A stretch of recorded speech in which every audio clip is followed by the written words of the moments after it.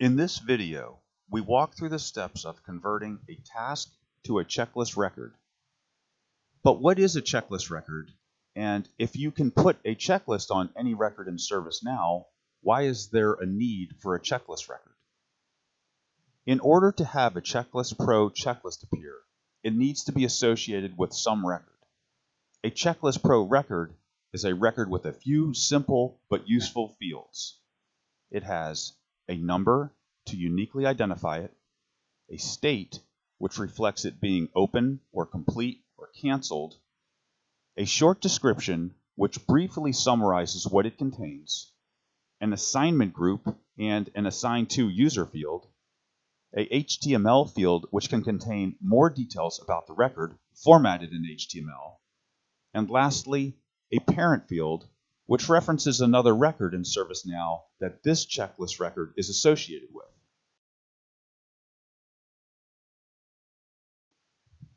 If a checklist is placed on a record in ServiceNow, then an end user does not have ACL permissions to access.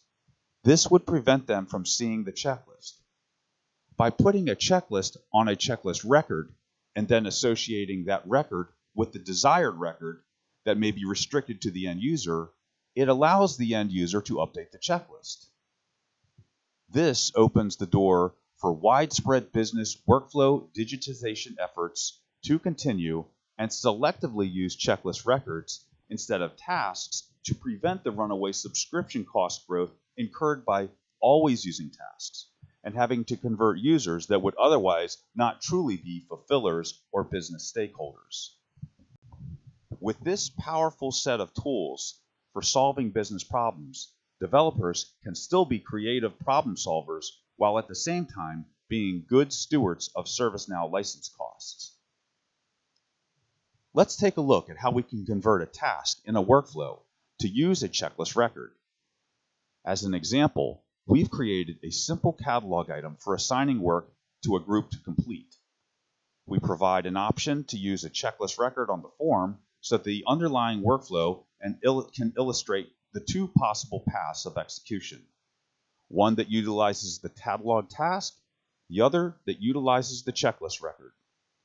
We will look closely to see what's involved in converting from a task to a checklist record.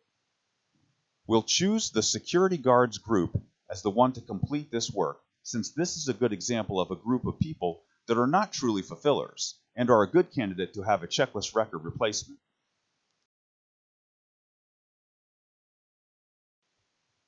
The task exposes a required variable called hours to complete that the assigned group must fill in before they can close the task. When we click the Assigned To field to pick someone from the group to complete this work, we notice that no users are shown. That's because none of the security guards are ITIL users, and thus the only way for this group to complete the work is by granting ITIL role to these group members, and thus we've increased our fulfiller subscriber license count. Let's take a look at the catalog task workflow activity to see how the group was assigned and the customized short and long description text was created. Notice the simple low-code references to catalog item variables intermixed with text to set the short and long description fields. Now let's take a look at what's involved if we were to replace this task and internal functionality with a checklist record. You'll notice that there are two activities needed. First, a run script, which is where we will set workflow scratchpad variables used for setting the group, short description, and HTML fields of the checklist record. And second, the Checklist Pro record itself, which is a built-in workflow and subflow equivalent in Flow Designer that accepts these workflow scratchpad variables and is used to set the variables in the checklist record. Simply drag the Checklist Pro record from the workflows onto your datagrammer and you will be able to use the Checklist Pro record. The map field return value field should be a workflow scratchpad value to see the results of whether the checklist record was successfully completed or if it closed incomplete. The parent table is the ServiceNow table that the checklist record is associated with, and the parent SysID field should be the SysID of that record. The checklist field is optional.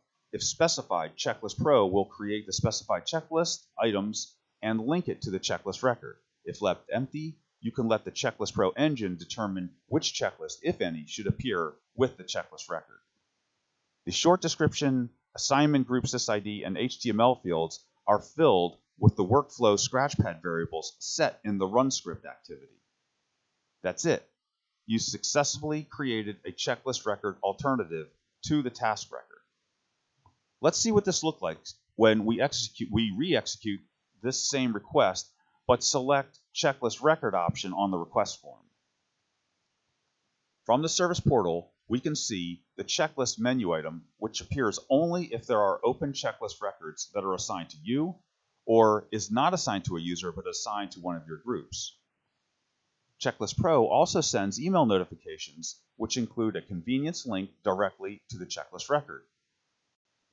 Checklist Pro also provides a checklist overview dashboard that has personalized reports to show open checklist records assigned to you, to your groups, and to all open checklist records by group. On the checklist record itself, you can see the same required hours to complete item which came from the checklist we passed into the checklist record. To complete the work, you must assign it to a person and click the Save button, then click the Complete or Canceled button, depending on how the work was resolved or not.